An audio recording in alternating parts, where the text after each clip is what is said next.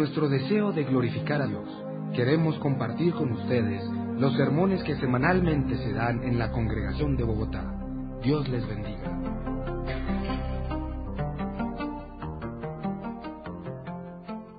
Pues en estos días se acerca Semana Santa, y para la gente Semana Santa significa vacaciones, playa, sol, mar, descanso.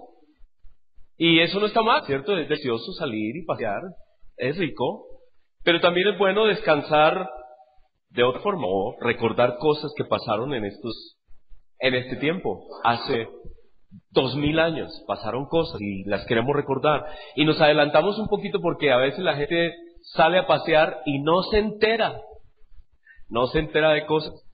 Así que estábamos leyendo el capítulo 12 de Juan. Y la primera parte, el primer versículo dice, 6 días antes de la Pascua. Ahí nos dice en qué tiempo estaban. ¿En qué tiempo estaban? 6 días antes de la Pascua. ¿Y ustedes se acuerdan de lo que era la Pascua? La Pascua judía. La Pascua judía era una vez al año, solamente una vez al año. Se mataba el cordero. ¿Cuál cordero? El cordero de la Pascua. ¿Cuándo se comenzó esa práctica? En el Antiguo Testamento. Cuando salieron, los israelitas salieron de Egipto, y esa noche, antes de salir de Egipto, el Señor Dios les dijo, tomen un cordero, según el número de personas que hay en cada familia, y lo van a sacrificar, van a tomar esa sangre del cordero. ¿Recuerdan qué iban a hacer con la sangre del cordero? La untaban en las puertas. ¿Por qué? ¿Para qué? Porque esa noche iba a pasar el ángel de la muerte. Iba a castigar, iba a traer la última plaga sobre Egipto, duro, que no se habían arrepentido. Y donde no hubiera esa sangre, ¿qué iba a pasar? ¿Iba a morir quién? Los primogénitos. Muy bien. ¿Y cuántos años antes de Cristo fue eso? ¿Cuántos años antes de Cristo? Como 1500 años antes de Cristo. Estaban celebrando la Pascua. ¿Cuántos años son 1500? Son muchos años. ¿Cuántos años tenemos nosotros como nación? 200. Tal vez unos 200, ¿cierto? Imagínense 1500 años de una celebración llamada la Pascua. La Pascua. Y entonces ellos comían el cordero, y en esa primera Pascua habían pintado o puesto la sangre en las puertas, porque esa sangre los iba a librar. ¿Y a quién representaba ese cordero y esa sangre? A Cristo, al Mesías. Muy bien. Cuando el Señor Jesucristo vino, 1500 años después, los judíos todavía estaban celebrando la Pascua. Y adivinen qué, era una de las celebraciones más importantes que tenían los judíos. Y entonces muchos judíos de todas partes del mundo, igual que en Pentecostés, muchos judíos de todas partes del mundo iban a Jerusalén a guardar la Pascua en Jerusalén. Ellos ahorraban porque ellos tenían un concepto, era un diezmo, un dinero que Dios les había dicho que debían ahorrar para las fiestas. Y entonces ellos tomaban ese dinero y viajaban. En ese tiempo viajaban por los medios que hubiera, ¿no? ¿Qué medios había? Pues muy rudimentarios. Principalmente autopatas, ¿cierto? Todo era a pie. Y bueno, tal vez en camello, tal vez a caballo, como sea, llegaban allá. Y en ese tiempo entonces en que estamos aquí, había mucha gente de todas partes del mundo, judíos de todas partes del mundo, estaban en Jerusalén. Y estaba así, lleno de personas que venían de muchos lugares a celebrar la Pascua. Y en el templo se estaba preparando todo para ese acontecimiento. Eso era algo extraordinario, era muy importante. Y unos 4 días antes de la Pascua, nos dicen las Escrituras, en el día 10º del primer mes, se escogían los corderitos que se iban a sacrificar. Así que en estos días, antes de todo lo que iba a pasar, se estaban mirando qué corderos, se estaban ya escogiendo, estaban mirando, bueno, ¿de dónde vamos a traer los corderos? Y los estaban alistando para la Pascua. y estaban mirando los corderos que fueran apropiados, que fueran saludables, que fueran bonitos. Y entonces el templo estaba lleno de actividad. El templo estaba lleno de actividad porque no solamente había corderos, habían otras cosas que la gente usaba para ofrendas. Entonces traían, ¿se acuerdan qué se ofrecía? Palomitas, corderos, una cantidad de ofrendas que se hacían. El templo estaba lleno de actividad. Hagan de cuenta, no sé si eso está bien, buen ejemplo, pero ¿han ido a algún lugar donde hay miles de personas alrededor de un templo esperando hacer sus ritos, y alrededor se venden cantidad de imágenes y comida? Y allí en el 20 de julio era algo así ese tiempo. Había muchísima gente alrededor del templo. El templo era grandísimo, era inmenso.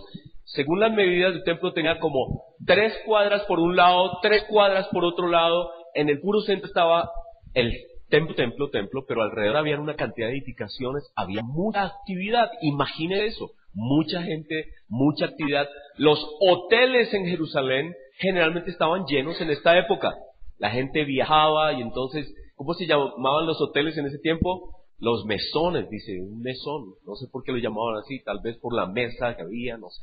El asunto es que estaba todo lleno, había mucha gente en Jerusalén, muchas personas visitando, muchos animalitos llegando. Los sacerdotes estaban preparados con sus vestiduras, con toda su pinta de fiesta, y había mucha actividad en Jerusalén, mucha actividad había en Jerusalén. Y se estaban vendiendo los animalitos de los sacrificios, la gente traía sus diezmos, la gente llegaba al templo, ponían sus ofrendas en el templo, era tiempo de abundancia, todo estaba pasando. 6 días, dice, 6 días antes de la Pascua, vino el Señor a Betania, donde estaba Lázaro, el que había estado muerto, y a quien había resucitado Jesús de los muertos. Entonces, nos está diciendo ¿qué está diciendo? Que unos días antes de esta Pascua, llegó el Señor Jesús a Betania. Betania quedaba muy cerca de Jerusalén, muy cerca de Jerusalén.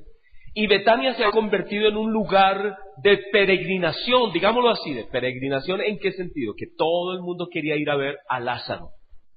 La gente quería ir a ver a Lázaro porque hacía poco el Señor Jesucristo había resucitado a Lázaro.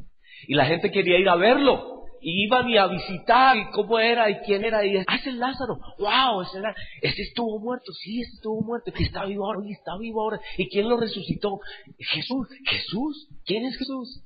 Y todo el mundo quería saber quién era Jesús y todo más, y dice que hay varias escrituras de que la fama del Señor Jesucristo era mucha, y todo el mundo quería saber quién era Jesús también.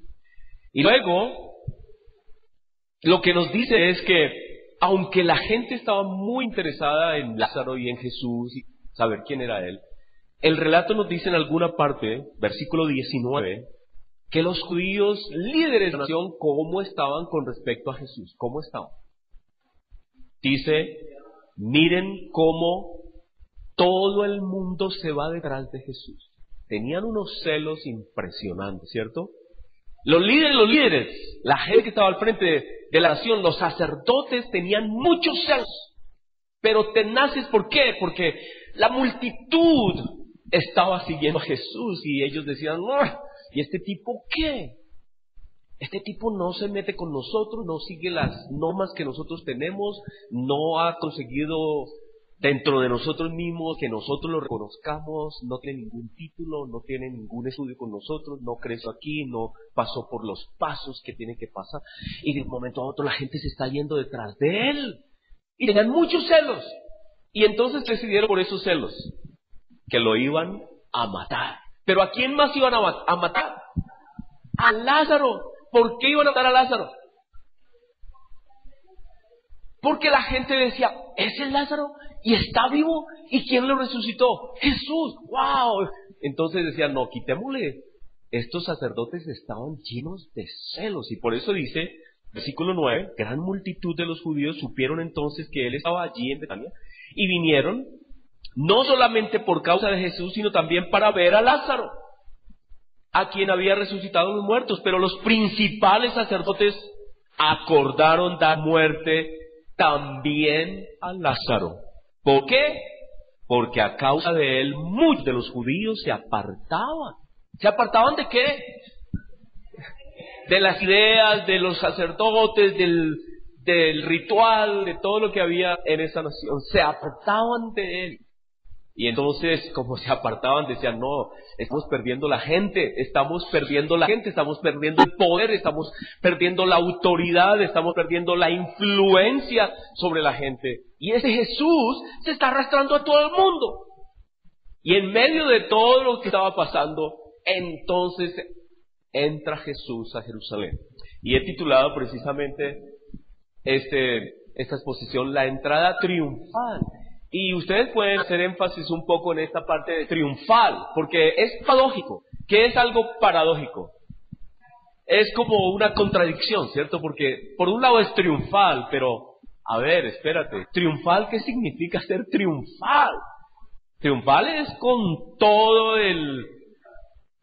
la pompa y con todo el poder y con una imagen impresionante, pero ¿entra así Jesús a Jerusalén? Realmente no. Realmente no, entra de otra manera. Vamos a ver cómo entra.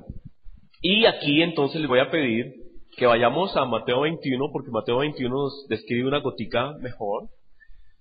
¿Cómo es que entra él? Mateo 21.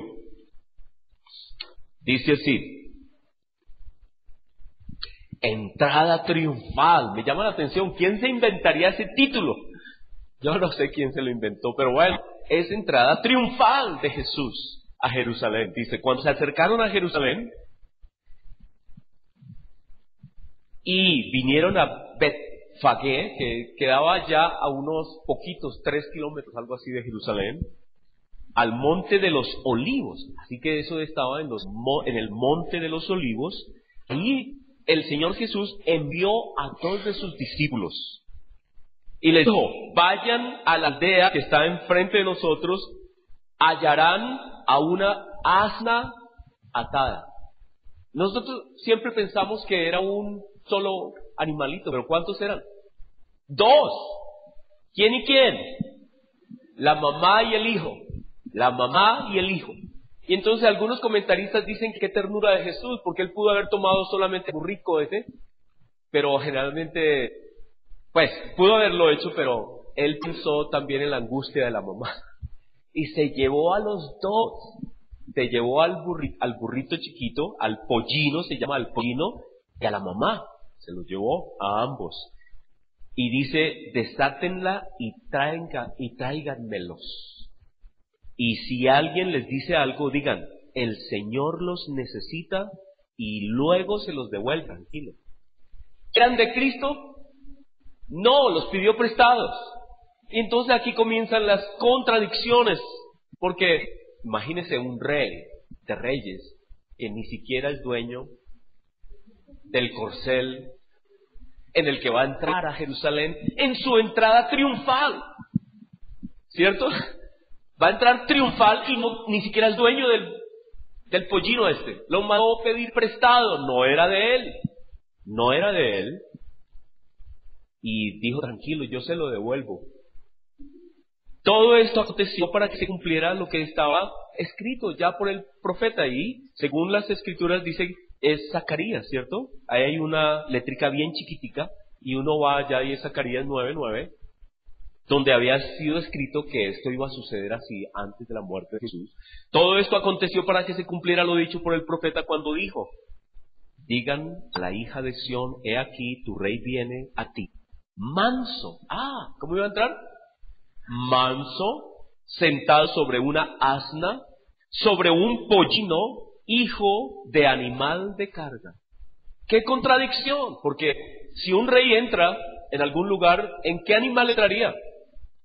En un caballo de lo último, pura sangre, hermosísimo, ataviado de las maneras como ustedes se imaginan, porque yo sé que ustedes han visto alguna vez una película o algo así donde algún rey se ha montado en uno de esos corceles impresionantes de paso fino que sube las 2 paticas, la de adelante y la de atrás al mismo tiempo, ¿no? Y eso es, y eso van ahí, pero así, perfecto, ¿no? Él ni siquiera se mueve el rey en esa elegancia tan impresionante. Pero ¿cómo camina un pollino? Y eso hay que darle ahí la patadita y es como que no quiere. ¡Qué contradicción!, ¿cierto? El Señor Jesucristo escoger un pollino. Yo digo, Señor, ¿por qué tú eres jocoso, no? Jocoso. Porque sí. ¿Por qué no entró en un caballo al menos, algo bien elegante? No, él no lo hizo así. Entró en pollino.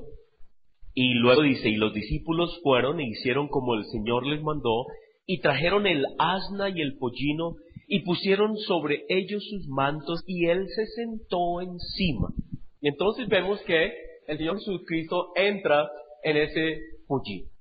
Y yo no sé cómo lo vería la gente, pero la gente tenía unas expectativas inmensas en Jesús, ¿cierto? ¿Cuáles eran las expectativas que tenían de él? Porque, imagínense, acababa de hacer el milagro, es muy posible, de Lázaro, pero no era el único que había hecho.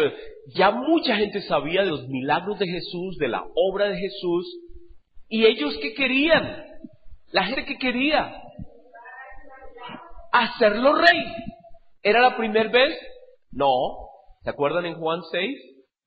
Después del milagro de Jesús que le dio pan a todo el mundo, que habían multitudes y Cristo les dio, no sé, como a 10,000 personas les dio pan, porque allí solamente se cuentan los hombres, parece, pero dice el milagro de los 5,000, el milagro de los 4,000.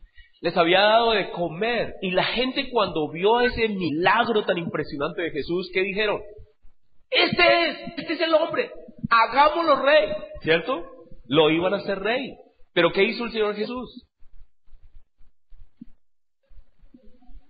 Dijo, no, yo no vine a esto, yo no vine a ser rey de lo que ustedes imaginan, yo no vine a cumplir sus expectativas, vine a otra cosa. Pero la gente tenía una esperanza inmensa en Jesús, una esperanza de que Jesús iba a ser ese libertador humano, que él iba a librar ¿de quién?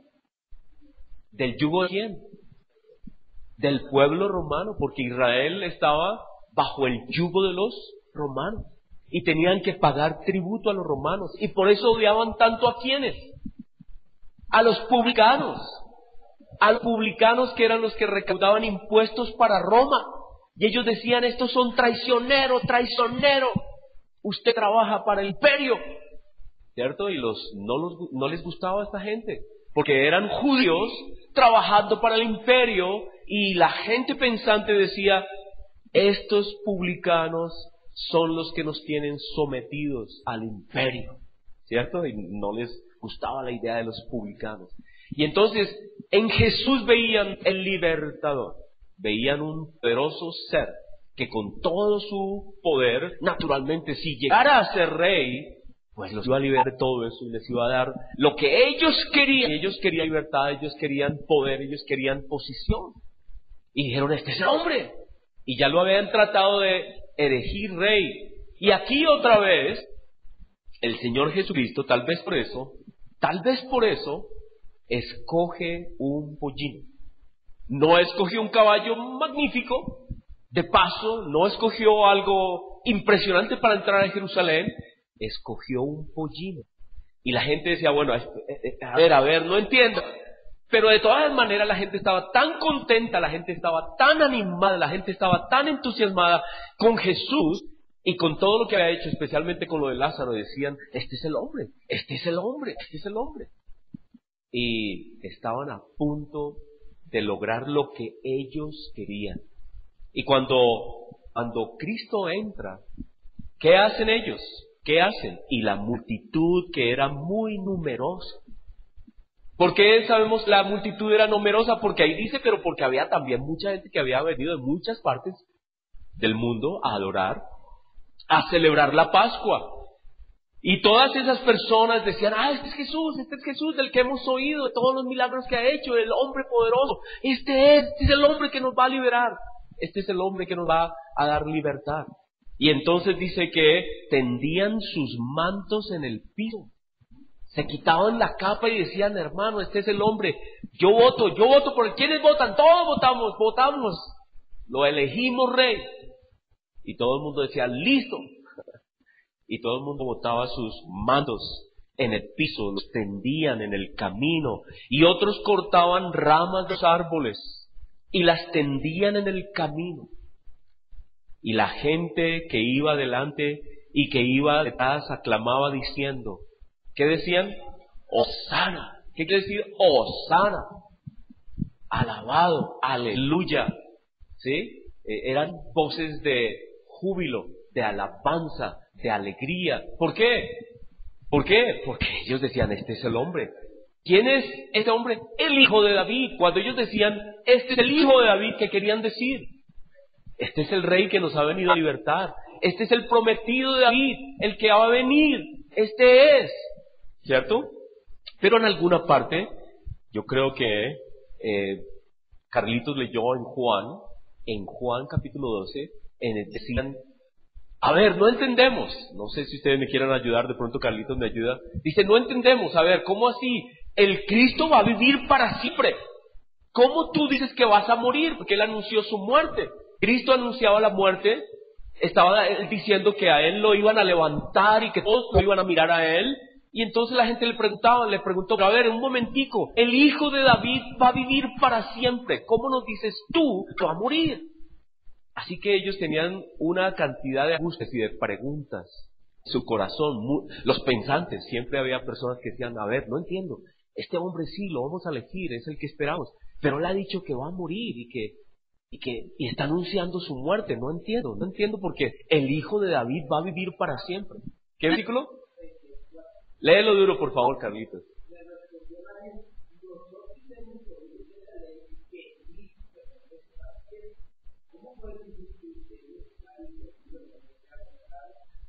Así es. Entonces ellos tenían esta angustia. Decían, a ver, un momentico, tú nos estás diciendo que vas a morir, que vas a ser levantado, pero espérate, ¿quién eres tú entonces? Porque nosotros creemos que tú eres el hijo de David, pero aquí las Escrituras dicen que el hijo de David va a vivir para siempre. Entonces, ¿cómo estás diciendo que vas a ser levantado? Y tenían esa contradicción, esa angustia de no saber con claridad qué estaba pasando, y realmente no entendían. Pero lo seguían aclamando y decían, este es el hombre, este es el hombre, el que queremos como rey. Y todos entonces lo aclamaban y decían, Hosana al hijo de David.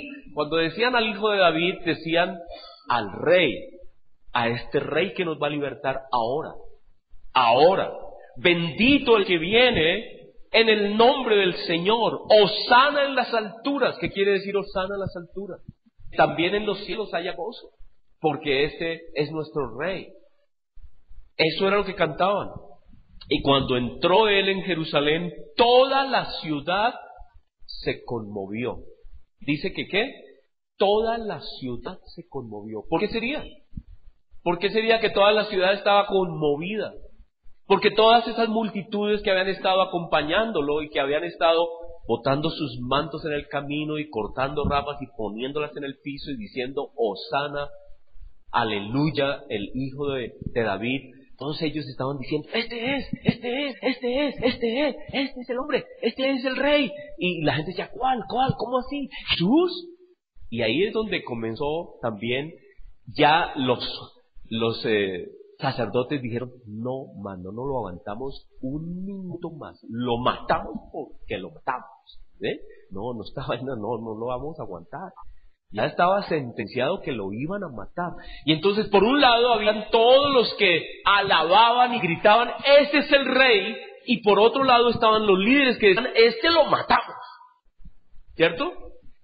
Y esas mismas multitudes que estaban gritando, Hosana, Hosana, Hosana, de alguna manera hubo agitadores. ¿Ustedes saben lo que es un agitador?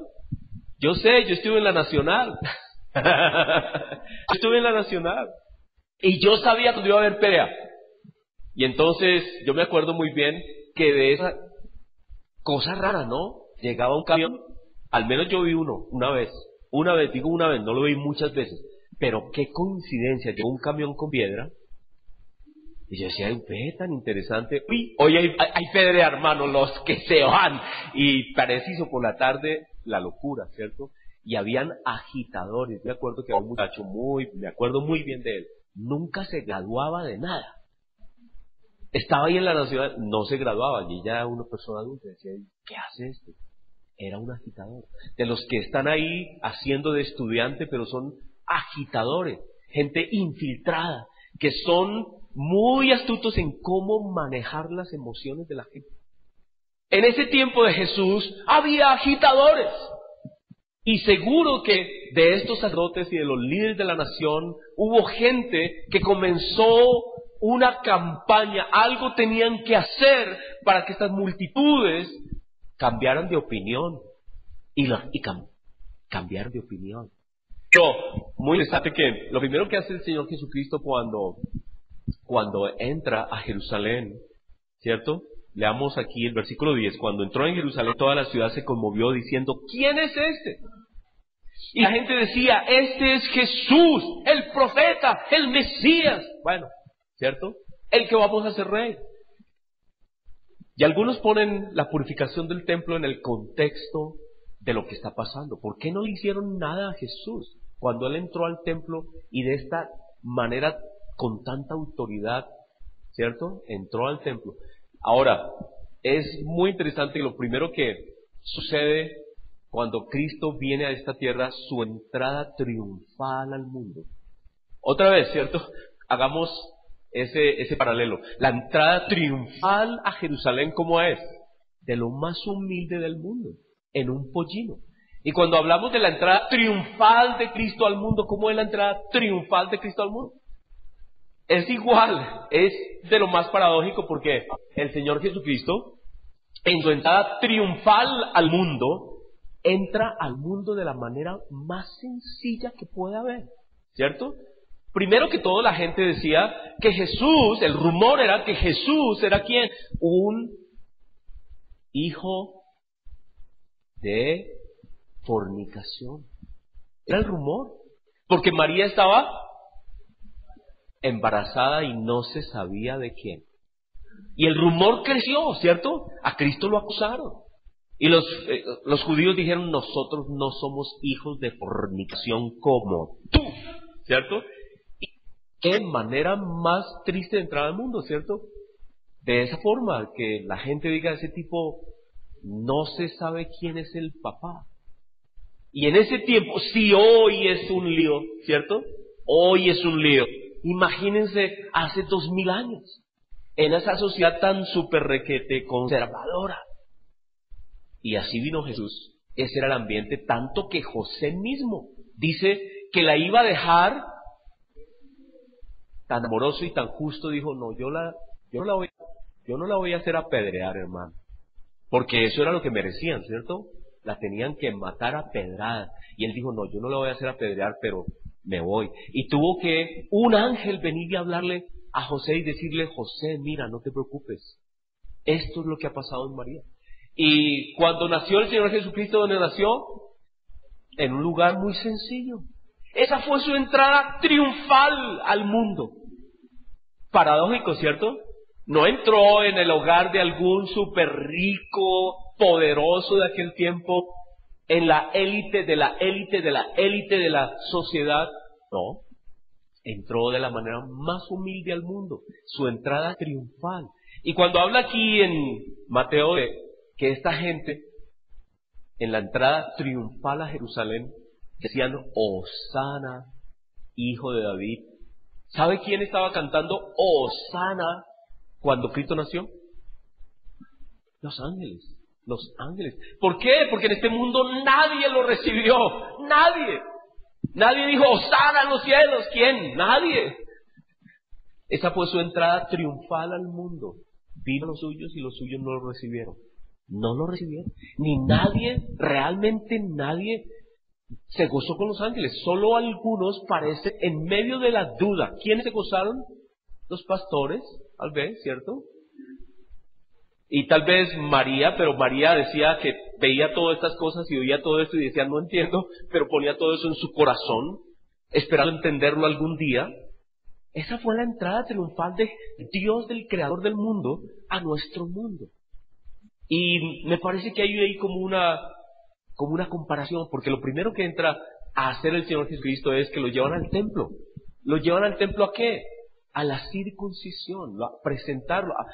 Primero es a presentar unas ofrendas, ¿cierto? Pero también lo llevaron a la circuncisión el 8º día. Entró al templo. Y muy interesante que aquí, en el relato de Mateo 21, lo primero que hace el Señor Jesucristo después de su entrada triunfal a Jerusalén es ir al templo. Y fue al templo. ¿Cómo estaba el templo? Lleno de gente. ¿Por qué? Porque se estaban preparando para todas las fiestas.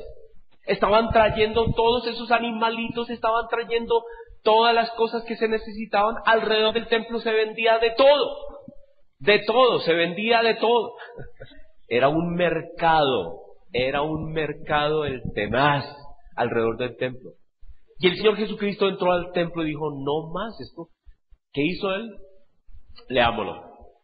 Versículo 12, y entró Jesús en el templo de Dios y echó fuera a todos los que vendían y compraban en el templo, volcó las mesas de los cambistas. ¿Por qué había cambistas? Porque había gente de todas partes del mundo y traían dinero, monedas de todas partes del mundo, y había gente que cambiaba dólares. En ese tiempo yo no sé qué sería, dracmas, ¿cierto? 20 la unidad, rebaja. Y era un mercado impresionante. Y unos vendían una cosa y otros vendían otra cosa, y el punto era el negocio. El asunto era el negocio. Eso era lo importante, el negocio. Pero la comprensión, el entendimiento, la espiritualidad había pasado. La gente había abandonado realmente su relación con Dios, con el Padre. Los sacerdotes no conocían a Dios, no conocían quién era Cristo, no conocían quién era Dios. Era una religiosidad externa llena de ritos y llena de cosas que se hacían sin entendimiento. La gente no sabía lo que hacía. No sabían qué significado tenía la Pascua. Ni entendían mucho menos que este hombre fuera la Pascua, que este hombre fuera el Cordero de Dios. No, ni forma, no entendían nada. Pero muy religiosos sí eran. Y entonces estaban allí, había mucha gente, mucho movimiento, y los que estaban llegando compraban sus cosas y compraban todo lo necesario para los días de la Semana Santa. En estos días antes entonces de la Semana Santa había mucha gente, estaba llegando mucha gente y se estaban preparando para Pascua y para los días de los panes sin levadura. Era una celebración de las 3 más importantes que tenían los judíos. La Pascua era una de las celebraciones más importantes. Y entonces el Señor Jesucristo vio todo lo que estaba pasando en el templo y de alguna manera entró al centro, a la mitad del lugar santo, o a todo alrededor. No sabemos dónde exactamente entró. El caso es que entró seguro al templo, a la mitad de ese templo de Herodes, y dijo, escrito está, mi casa, casa de oración, debe ser casa de oración. Debe ser casa donde ustedes se encuentren con mi Padre. Este lugar es un lugar de encuentro personal de ustedes con Dios. Pero ustedes, ¿qué lo hicieron? ¿Qué hicieron? Ustedes lo hicieron una cueva de ladrones. ¿Por qué? Porque me imagino, ¿cuánto va ese cordero? Normalmente debía valer por ahí, digamos, pongámosle un precio. ¿Cuánto valdrá un cordero hoy? Por ahí, 100,000 pesos. ¿Más? 200. Adrianita dice, pero pastor, ¿qué le pasa? ¿Ah? 300. Bueno, pero como era la Pascua y ese cordero era kosher, ¿ustedes han oído hablar de la comida kosher? Son productos que los judíos usan certificados para la celebración. Entonces, en estos días que ellos van a tener también su celebración de Pascua, ¿sí? Venden un pan especial para guardar los días de panes sin levadura. Se llama el matzá. Y son unas galletas sin sal, sin nada, solo un poco de harina, ¿cierto? Unas galletas, pero son kosher, es decir, tienen la certificación de los judíos. Y uno va a comprarlas y esas galletas, no sé cuánto estarán costando ahora, Pero un talguito ahí de unas 10 galletitas, ¿cuánto nos costaba? ¿Tú te acuerdas, mami? Nosotros las comprábamos. Porque celebrabas eso. Valen miles de pesos. Normalmente podrían, un ejemplo, valer 10,000 pesos. Pero como era kosher y eran certificadas por los rabinos, entonces costaban 30,000. ¿Sí? Valen normalmente 10,000. Pero como están certificadas, valen 30. Y así era con los corderos. Y así era con todo lo que se vendía en el templo. Porque decía el rabino pasaba y decía, listo. Les aumentaba el precio ahí mismo. ¿Cierto? Aprobado. Ese cordero listo, está aprobado. Entonces un corderito de 100,000 pesos, por ejemplo. No, yo sé que no vale 100. Podía costar 500.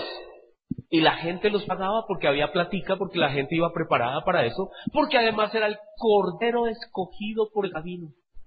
Y entonces era el apropiado para el sacrificio. Y todo era un negocio el tenaz. Era una tumbadera tenaz.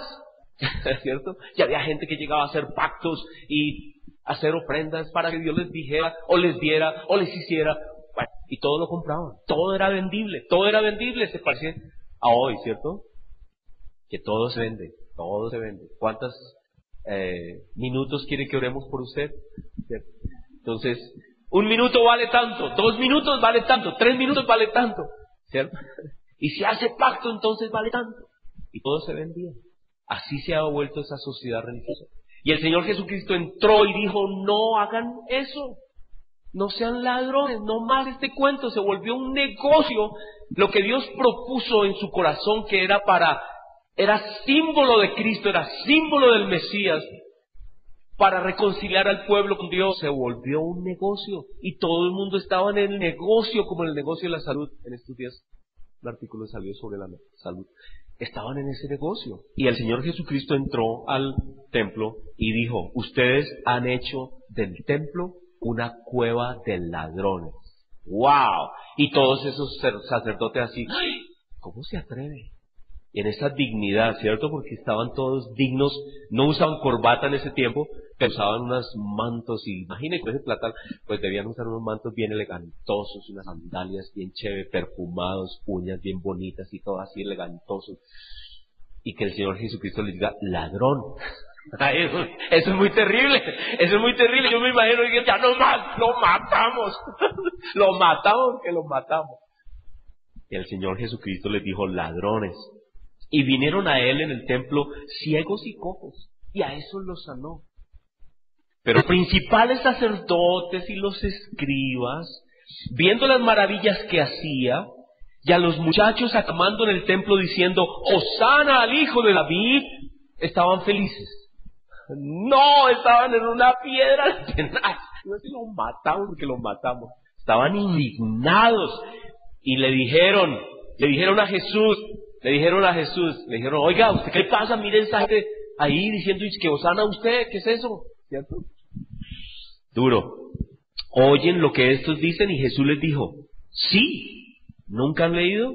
De la boca de los niños y de los que maman, de los que amamantan, perfeccionaste la alabanza. Y él dejándolos salió fuera de la ciudad a Betania y posó allí. Entonces, la tal entrada triunfal de Jesús a Jerusalén era la visión de algunos. Yo no, por eso digo, no sé quién puso este título, porque en realidad su entrada triunfal era la entrada ¿a qué? A la muerte, ¿cierto?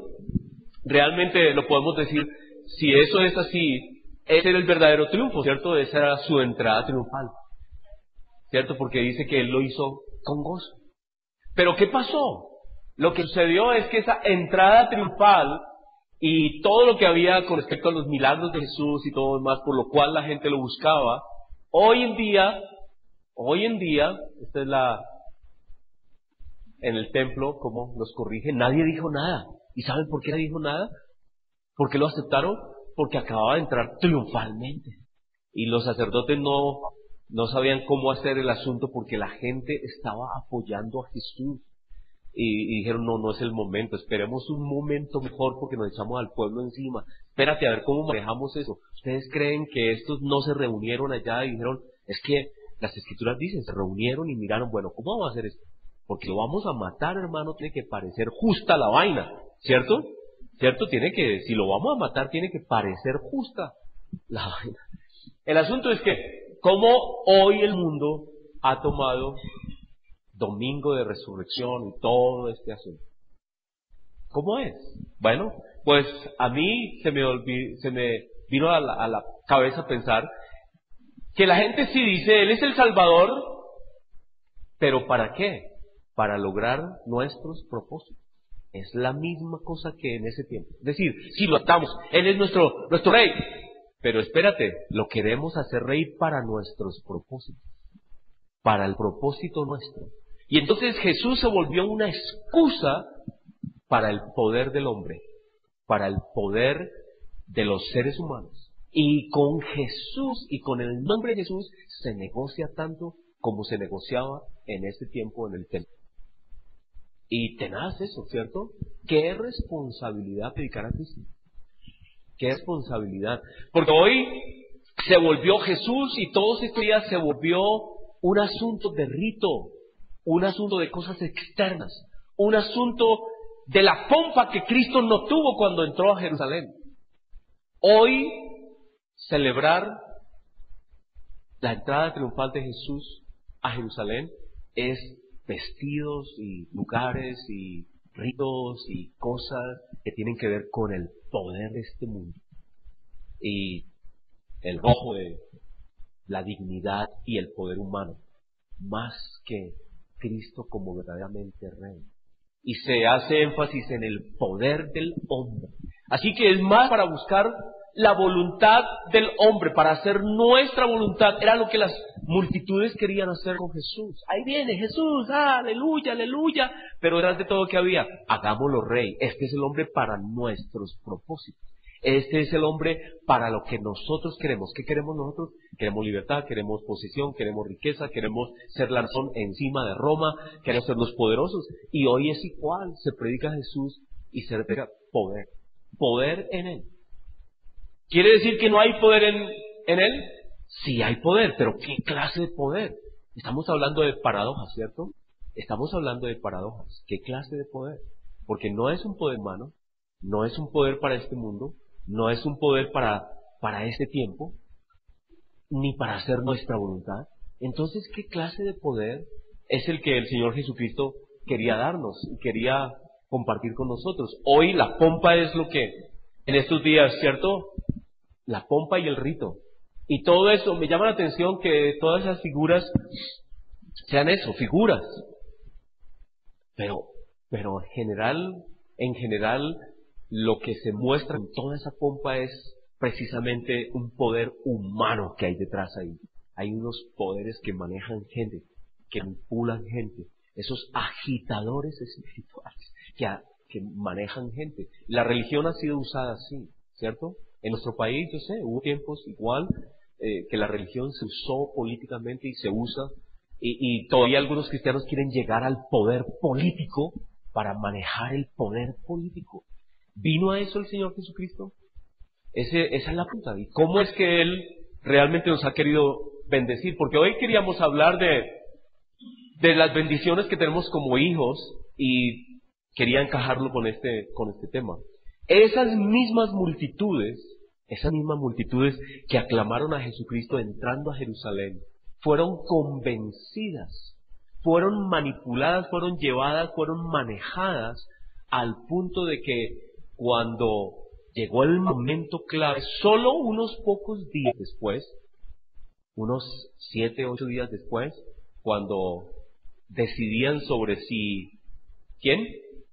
¿Qué hombre iba a morir? Habían 2 hombres, Jesús y ¿quién? Barrabás.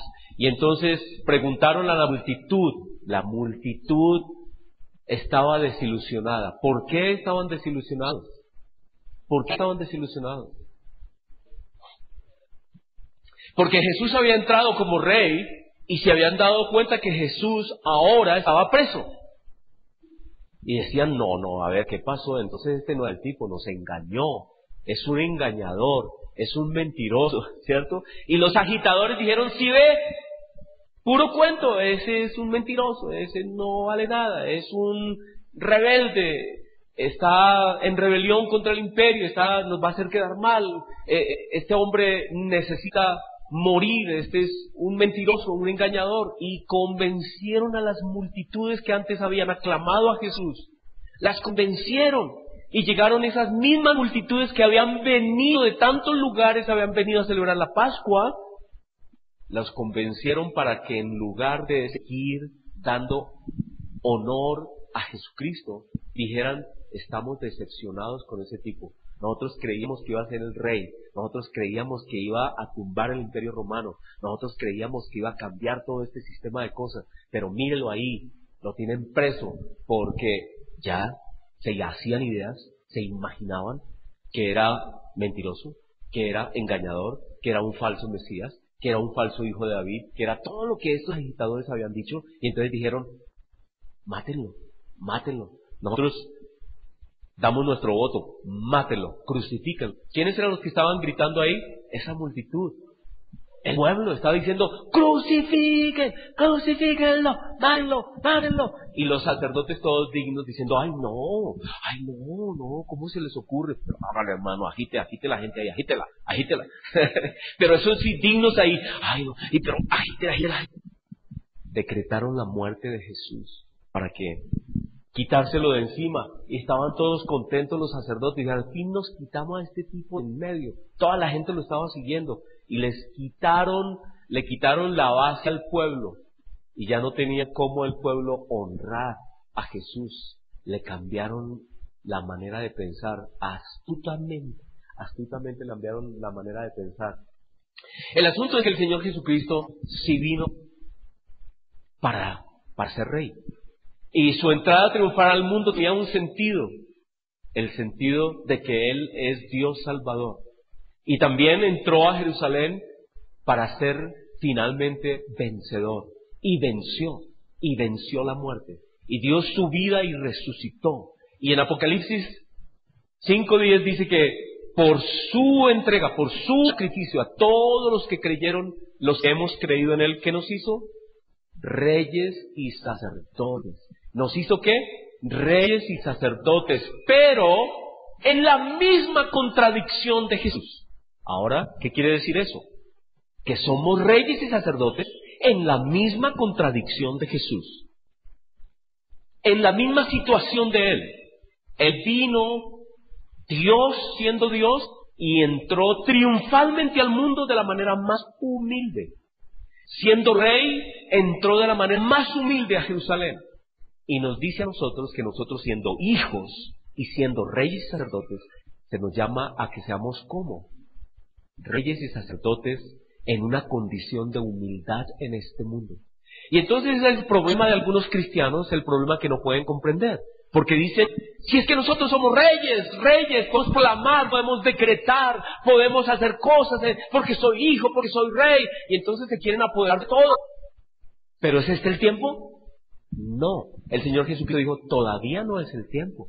Pero algunos dicen: no, es que ya, es que nosotros somos ya los reyes, y entonces se quieren tomar todo, y se sienten dueños de todo, y hacen locuras, ¿cierto? A veces los cristianos se sienten como sobraditos, y dice que los paganos, las pertenencias de los paganos son mías, y entonces se quieren apropiar de las cosas de otros, y quieren ser ricos ya, y quieren tener poder ya, ahora, y entonces por eso decretan prosperidad ahora, y ser ricos ahora, y tener riqueza ahora. Pero, ¿saben qué? Nosotros tenemos la misma contradicción de Jesús. Somos reyes, pero este reino no ha llegado. En su plenitud no ha llegado.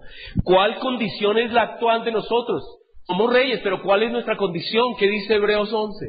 Vamos a ver en qué condición. En Hebreos 11 nos dice todos los que creyeron en Él, en qué condición estaban. Los que han creído en el Señor Jesucristo, los que creyeron en Dios, los hombres y mujeres de fe, ¿qué dicen?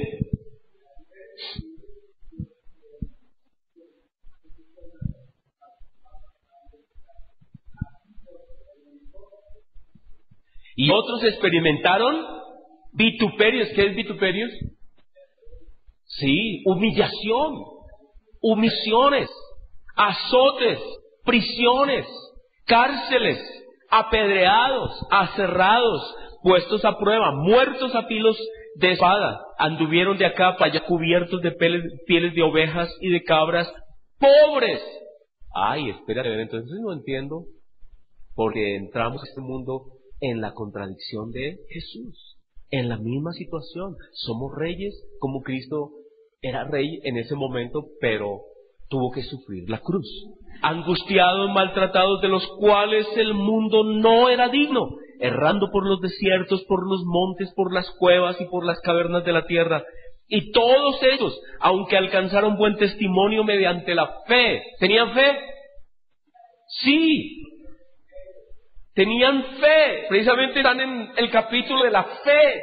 Pero la gente hoy dice, es que hermano, tú estás pobre porque no tienes fe, tú estás enfermo porque no tienes fe, tú estás sufriendo porque no tienes fe. Y resulta que encontramos aquí todas estas personas que pasaron por cárceles, angustias, persecuciones, dolores, tristezas, y dice que tenían fe. ¿O no? Dice, tenían fe. Entonces, ¿cómo explicamos eso? Estaban en la contradicción de Jesús. Eran reyes, pero estaban siendo testigos ante el mundo de la cruz de Cristo. Como Cristo vino a llevar la cruz. Tenemos una promesa segura. Sí, somos reyes y sacerdotes, pero no es el tiempo. No es el tiempo. Este es el tiempo de ser testigos. Este es el tiempo de ser copartícipes de la cruz de Cristo. Este no es el tiempo de proclamar riquezas y poder mío y llenarme de plata. No es el tiempo. Ahora, sin embargo, Dios es tan lindo que Dios nos da más de lo que nosotros necesitamos, ¿o no? ¿Alguno dejó de desayunar esta mañana? Dios les dio el desayunito, ¿cierto? O alguno vino sin desayunar, pero es que está ayunando. Está ayunando y está gozoso porque está ayunando. Pero durmieron en algún potrero por ahí tirados. ¿Alguno? A ver, ¿alguien que alce la mano? Nadie.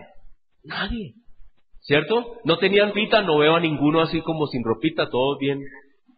¿Cierto? ¿Por qué? Porque Dios no nos abandona. Dios siempre nos da. Pero también pretender lo que a veces decimos o se dice, somos reyes y entonces todo es mío, yo decreto esto y yo decreto aquello, no ha entendido que estamos en la contradicción de Jesús. Cristo era Dios y vino como un humilde, sencillo bebé en un pesebre. Cristo era rey y entró en un pollino a Jerusalén.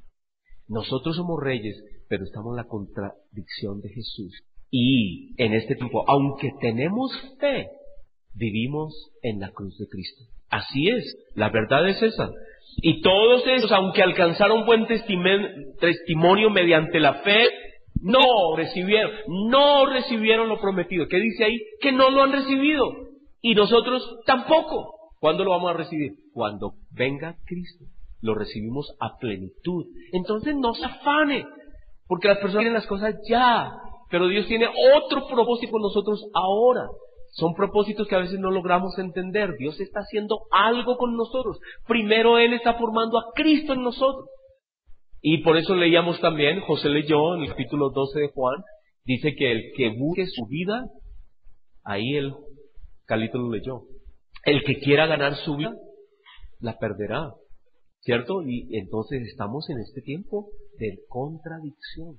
Somos reyes, pero en este mundo y en este tiempo, aunque tengamos un buen testimonio de la fe, podemos pasar cosas y angustias y dificultades y las tenemos que recibir con gozo como Cristo vivió la cruz, proveyendo Dios alguna cosa mejor para nosotros, para que no fuesen ellos perfeccionados aparte de nosotros. Así que nosotros somos hijos de Dios. ¿Qué bendiciones tenemos como hijos? Que somos reyes y sacerdotes. Gobernaremos sobre la tierra, el universo, pero en este tiempo estamos en la contradicción de Jesús. Señor, damos gracias por este día. Bendito eres tú.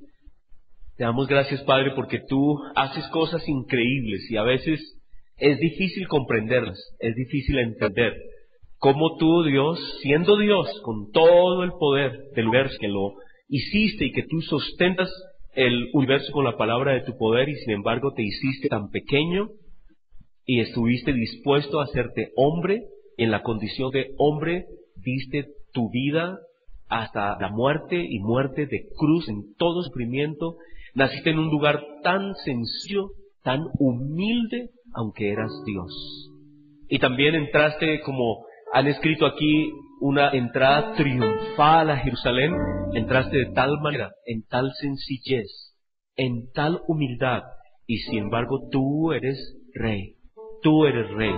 Y tú nos has dicho que nosotros recibimos todas las bendiciones tuyas, que somos reyes y sacerdotes, y reinaremos sobre la tierra y sobre el universo entero. Y sin embargo, necesitamos comprender que estamos en la misma situación tuya hoy. Nosotros estamos en la contradicción de Jesús. Siendo rey y teniendo la fe en ti, tenemos que pasar cruz y vivir en este mundo en esperanza, aceptando las cosas de este mundo, en alegría y gozo, aceptando toda situación en nuestra vida, con la esperanza y la seguridad de que somos hijos tuyos, reyes y sacerdotes como tú nos has hecho para ti. Te damos gracias por esa esperanza, Señor Jesús, y ayúdanos a no codiciar nada en este mundo, a vivir alegremente, en gozo, en paz, sin esperanzas tontas en este mundo, Señor, en alegría, viviendo tu cruz, en gozo, como tú lo hiciste. Damos gracias a ti, Señor, por esta confianza que nos das. En tu nombre, Señor Jesús, al Padre. Amén y amén.